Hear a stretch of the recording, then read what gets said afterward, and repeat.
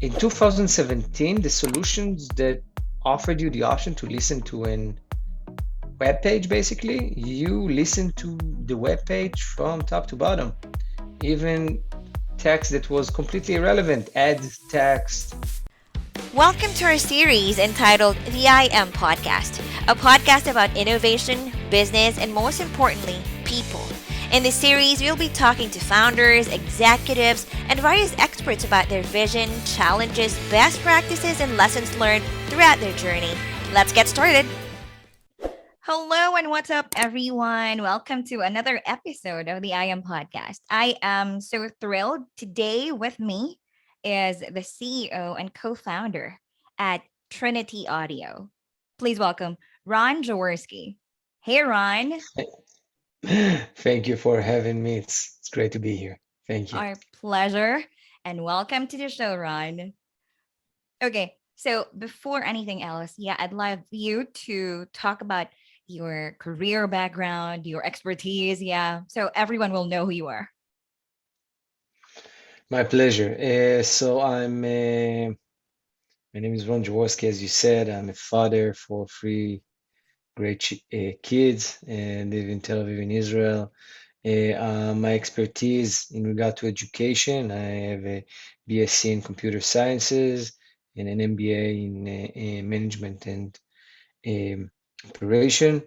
Um, I would say that my entrepreneurship and I don't know, a love for innovation and creation come from my family. I come from my father and my grandfather. Both of them were on the innovation side of things. So I guess it runs in our blood.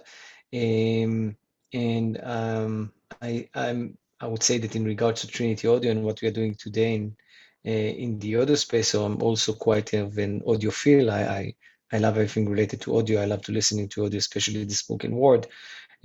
So the combination between innovation and audio comes quite natural to me. Okay, so you said your father and grandfather are innovators. So how did they improve people's lives? Okay, so that's a tough one. Um, so my father is mainly into more of the mechanical side of things, so he have inventions more on the side of things that are related to mechanics in the, I would say, automotive landscape. In regards to that. And my grandfather is completely on the other side, which is he was a veterinarian. He helped animals and things like that, and his innovation over there was more related to treatment of animals and things like that. So it's completely all the three of us are in different scopes of innovation, but all of us are innovating. Okay, yes. And maybe you got that working hard attitude. But last time on our previous call, you said you disagree with working 12 to 15 hours, right? Like to make your startup a reality, you don't have to do that. There's no direct correlation. I'd love to hear your thoughts. Yes, I think that we are a bit um, talking too more about the amount of time that we spend and not about the efficiency of what we are doing. And now I wouldn't say that don't work 12 hours or 15 hours, but I would say that I believe that in 8 hours or 10 hours, working right, setting goals, clear strategy, all of that will probably achieve more than, working for 15 hours a day like crazy. Um, and in many, many cases, the people that are working that much are usually either trying to solve acoustic problems that probably if everything was calculated correctly and the strategy was right and the um, basically what is the goals and how we're going to achieve them, we wouldn't get to the point of working around the clock to uh, basically turn down fires that started for no reason. Yeah, yeah. Agree. Okay, how did you implement that to your company, to this company you build, Trinity Audio? Like, how did this idea came about first? So let's start with simple things that on the tech side of things. Mm. A lot of folks in tech talk about, okay, you never do a new release on Thursday and Friday because you are 100% that everything will crash during the weekend. So those are the basic things, like, and it's a commonly used across the globe, but not a lot of the CEOs are actually using that because they want to see the products going live as soon as they can.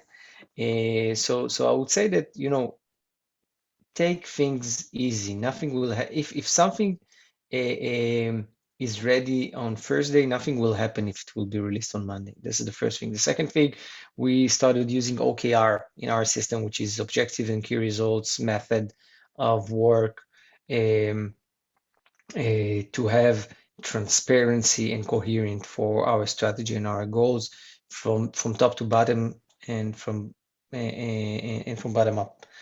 Um, we try as much, if there is a client that have some sort of catastrophe, of course we'll be there even at 2 a.m. But we definitely try to make sure that all the path to resolve a problem are obvious for the client and for our customer success, to make the solution come easily and not to make panic messaging throughout all the company due to the fact that there is an issue with the client. I think that there are many methods that you can ease the panic mode. And in many cases, the panic mode, this is the one that causes people to say, I stay awake until midnight. We had a crisis and we need to deal with it. And that in many cases, with documentation and having all the information out there, make everything a lot more easier to solve. Mm. And speaking of crying, like who cried for audio? So why build Trinity Audio? Um, Look, I'm fascinated with audio. I'm listening to audio since I remember, and I'm talking about radio show. I think that um, look, the fairy tale story started when I was going down an elevator, reading an article, got into my car, and thought to myself, why can't listen to an article I just started reading? Was the moment that I said, it was 2017. I said, it doesn't make any sense that I don't have a simple button where I can press play and listen to an article. And this is how it started. Now, there were some solutions, they weren't good. They were actually horrific, and I started looking for a solution. Then I decided that I'll make one. I come from the ed tech industry, so I'm familiar with publication and media companies and all of that. I'm familiar with users that are consuming content. I'm familiar with advertisers, which is also part of the holy triangle of advertiser, publisher, and user. And by the way, this is the reason that it's called Trinity, the holy triangle of the Oh, internet: user, advertisers, and publishers. Uh, and I believe that, there is a great solution that we can create that serves all of them, creates benefit, and this is how it started. why horrific? And how did you change? For the creation of the audio file from a textual asset, there are two main components. Okay, one of them, of course, is taking text and turning it into audio, and for that you have amazing engines. Definitely today they are amazing. In 2017 they weren't exactly there, but even with those amazing engines that create audio from text, you still need to add some sauce and some flavor. Okay, so that's the first thing. The second thing is the analysis of the text itself, how to know which part of the text should turn into audio and which part is not relevant. In 2017, the solutions that offered you the option to listen to an web page, basically, you listen to the web page from top to bottom, even text that was completely irrelevant, ad text, Yeah, um, I think I've content heard something like recommendation that. text, and things like that. By the way, most of the solutions that existed then and exist now are still using the same manner, which for me it's crazy. Why should I listen for irrelevant text in the middle of the article? That's a poor user experience. Nice, nice. Okay. So, can you add up to that? How does Trinity Audio create a rich and seamless audio experience to listeners? So I think, again, and looking on two angles, one of them the content creators, and on the other hand the content listener. So first of all, our solution analyze the textual aspect of the page and understand which text is relevant to be turned into audio. Then we turn we use different TTS engines to turn the text into audio, and then we populate the audio file in the relevant places. The first thing, of course, is having a super easy and accessible player where you can basically press play and listen to an article. Mm-hmm. But not only that, you have the option to distribute it as a content creator. And if I, as a listener, want to consume this content on Spotify, the publication or the media company, or basically doesn't really matter, any type of content creator that turns their text to audio using Trinity Audio platform can also distribute it to Spotify or Google Podcast or Apple or whatnot. So it's not only the creation of the audio, but it's also the distribution of it. We have a saying in our company that if content is king, then distribution is definitely the queen. Oh, wow. That's good. Content is king. Okay. So, speaking of content, so you believe that audio content is stronger than video content? I get it a lot. I don't think it's a matter of what is stronger. I think it's a mindset. When I'm driving, video content is not relevant for me. When I want to watch something, audio content is not relevant for me. So it's not about what is better. Um, and I think that the best example that I can give for that is that um, when podcasts started to surge up, like let's say, I don't know, 3, 4 years ago, a lot of the people from the audiobooks industry thought that they are doomed, okay, because people have if they are listening to podcasts, they won't listen to audiobooks. But the other thing happened, actually, the awareness and the mindset of people to listen more in general grew in the past few years. And if people used to listen for half an hour a day, now they are listening for an hour a day, and it's growing. Um, and actually, for the past 2 years, since 2021, I think also in 2022, but I'm not sure, US population in mobile phone, Mm. the most used activity is audio. Now it's also including music, of course, but we are with our mobile phone most of the time. The activity that we do the most is listening, more than texting, more than watching video, more than going social or whatnot. So that's in regards to that. And I think that the fact that audiobooks are booming and podcast is booming, and also our industry and what we are doing is also growing, it's definitely showed that people discovered audio as a great medium to consume content, and they are spending more time. They are not reading less, they are not watching less video. They're just adding.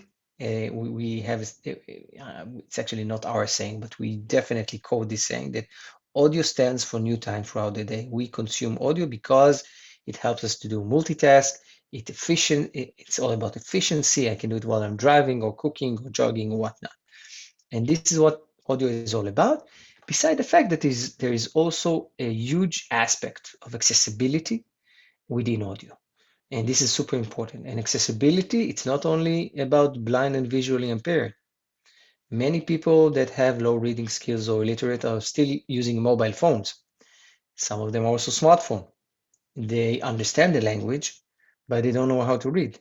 And having the option to listen is definitely narrowing the gap between weaker communities to stronger communities. Yeah, thank goodness we discovered the power of audio, right? You talked about productivity, how it helps in the productivity, right? How it surged up. I mean, in the past years. So, uh, well, is it because of the pandemic? I mean, do you think people listen more because of the pandemic? Look, all the stats says that's the case. I don't know. We didn't do an A/B testing on the world saying, okay, half of you have COVID and half of you not, and let's see how the audio consumption changes. I think we were on a peak in audio in general due to the fact that podcasting definitely gained up momentum even prior to COVID.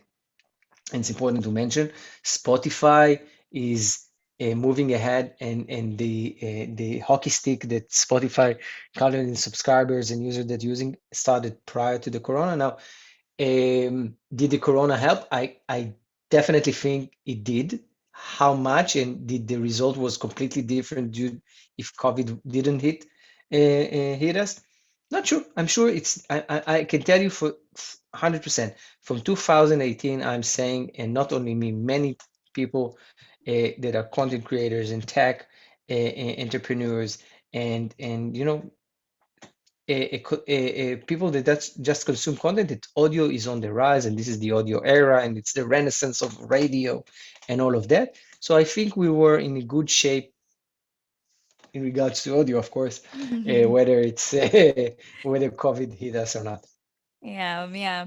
So, yes, I think, I mean, personally, because of, I mean, like the connection you get, like the other person is just speaking with you when you listen through audio.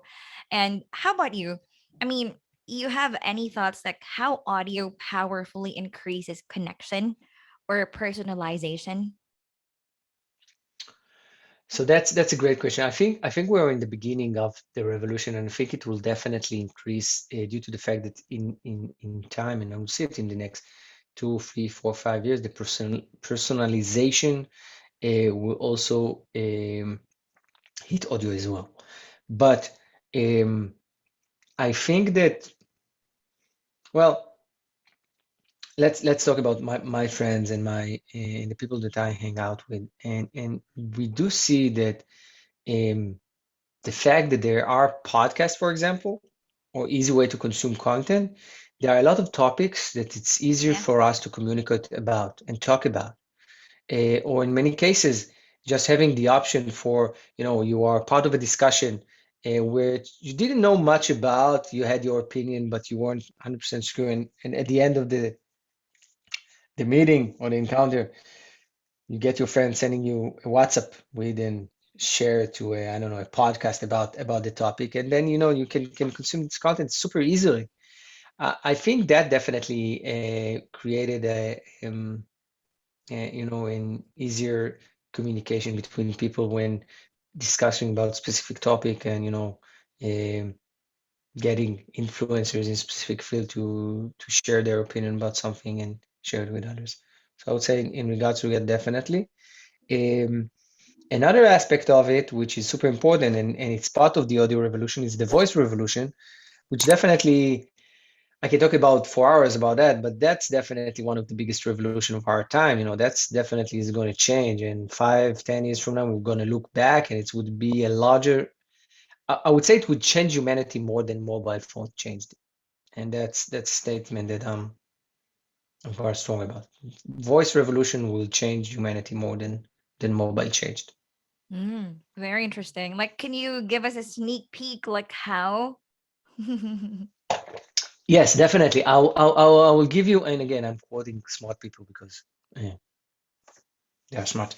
Um, um, the voice revolution, and I think, in the last 70 years since computers came to our lives, we are using keyboards and joysticks and mouse to communicate with computers, because this is the manner computers get their input and share their output in many cases. Um, Voice going to change that.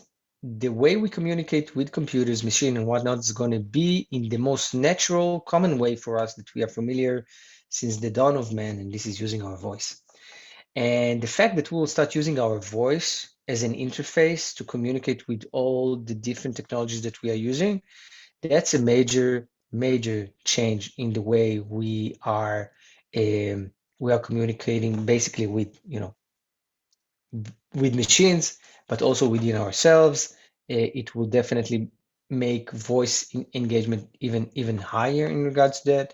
And I think that there are a lot of um, interesting ethics issues that will arise due to that, because it will change the way we act as humankind. By the way, the same as the smartphone revolution made.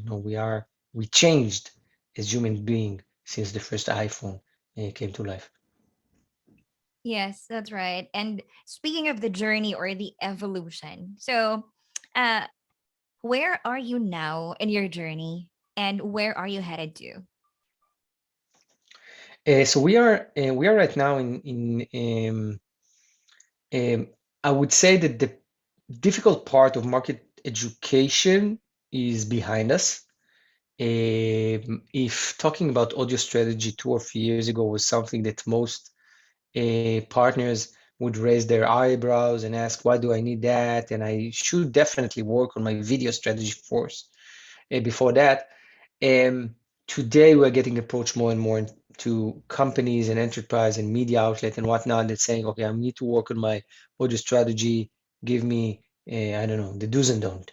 Um, so I think the basic benchmark, the basic market education is there. We still and we are working like if we started from publication media, now we're working with enterprises and companies and small bloggers and even governmental organization that are using our solution.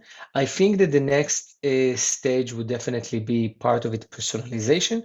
But at the end of the day, the fact that we can create audio content from any textual content across the globe will make us the largest audio library in the world.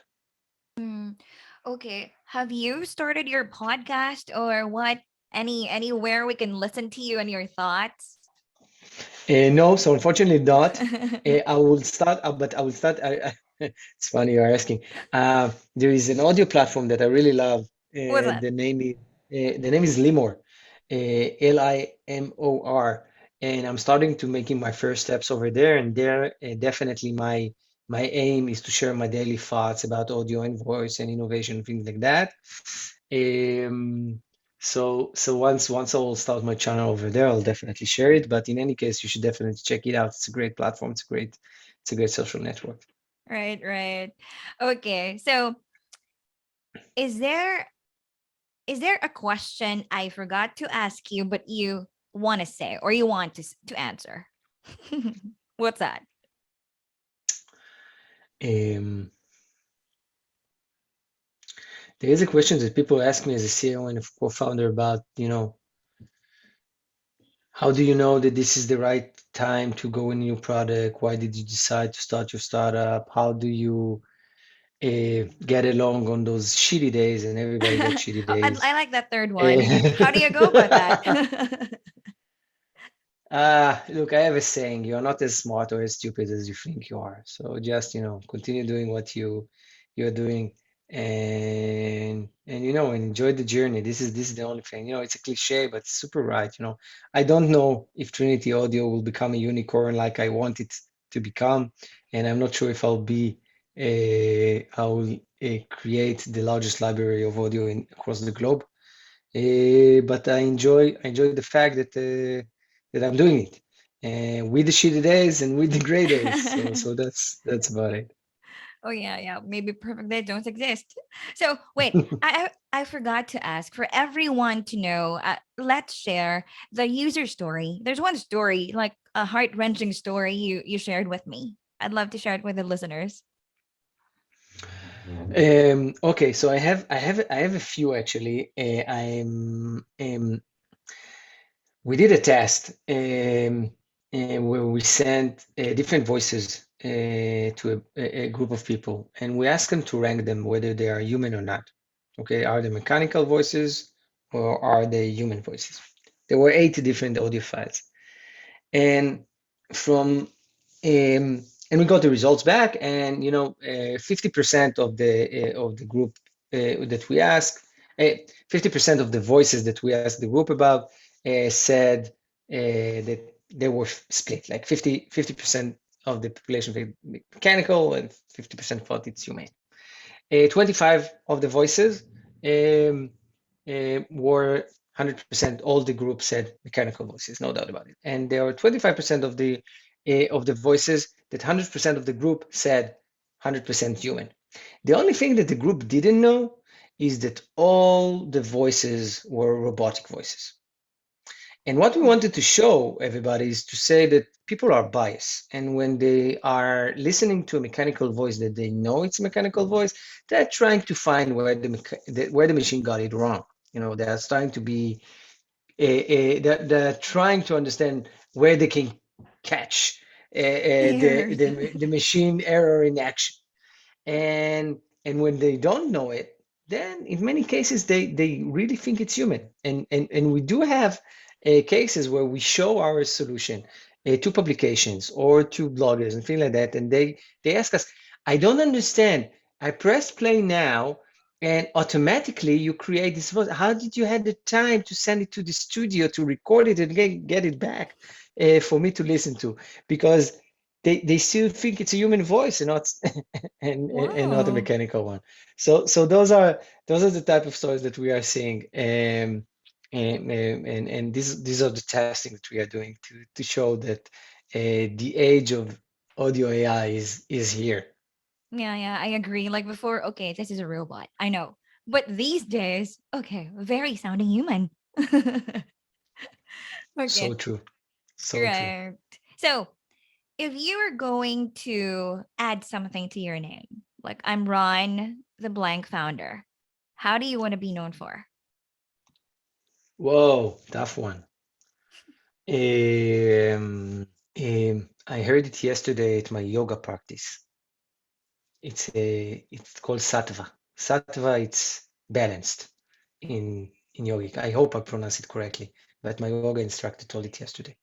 So if I can be balanced, I think that would be that. So Mm. sattva, it's the word I will use. That's very related to the first point. Like, okay, do not work 10, 12 to 15, just have your goal. Okay, so is that what every startup, especially in the early stage startup CEO do? What should they stop and start doing? I I think this should be, I think that I see it from my main mistake is usually from not being coherent enough, not be transparent enough, not be honest enough. I think those are the important thing. Open communication, talk about everything, um, accept critics, accept it, don't. And because the goal at the end of the day is creating a great product that people will use. So if you're Mm, getting offended or not, that's not really the case. So I would say open communication, transparency, honesty. That would definitely be the best tips that I can give. From my from my mistake, I would say. okay, yeah, very interesting. Okay, so please recommend our viewers some good podcasts they can listen to and learn from. Okay, so I'm not gonna recommend any tech or entrepreneurship podcast. I will recommend a great podcaster, which I love, and a great show that I love. So, Please. the show that I love, it's Hardcore History by Dan Carlin. I'm a history buff. The episode that he is publishing is somewhere around between 3 to 4 hours per episode. So it's quite, yeah.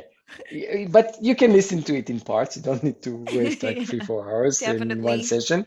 Yes, but I love the way he present history and the way he his point of view about history and the way he share it. He's a true storyteller. And if we're talking about storytellers, then my next one is a great podcaster. He has a podcast called Revisionist History, but he's a great storyteller. He's now has a show with Paul Simon. His name is Malcolm Gladwell. I love him. He has amazing books, by the way, as well, that I definitely recommend. But anything that Malcolm Gladwell post, especially his podcast, I love it and I love listening to it. And he's also a great storyteller. So those are my two recommendations. Mm, definitely we'll put that in the show notes and definitely check it out. I think every visionary or every founder must be a very good storyteller, right? Oh, so Is that true. the reason why So you true. listen to them? I look, I'm in history buff, so this is the first thing, and I'm definitely I need to kidding. learn how to tell it. Yeah, I know I need to know how to tell my stories. I still have a long way to go to be in their level, no doubt about it. They would love to connect to you, Ron. So, where is the fastest way to connect with you?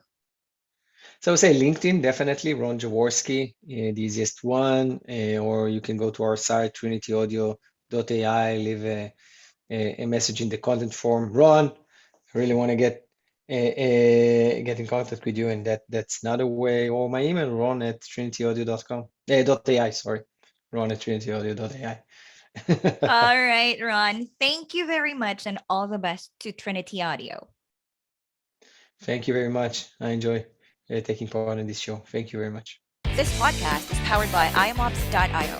Optimize your cloud infrastructure and CI/CD process with IAMOps.io dedicated DevOps team. Check out www.iamops.io and get a DevOps team now. Make sure to check out www.iamops.io if you want to know more about us. Subscribe to our podcast so you can get notified every time we post a new video. Thank you and you have a great day.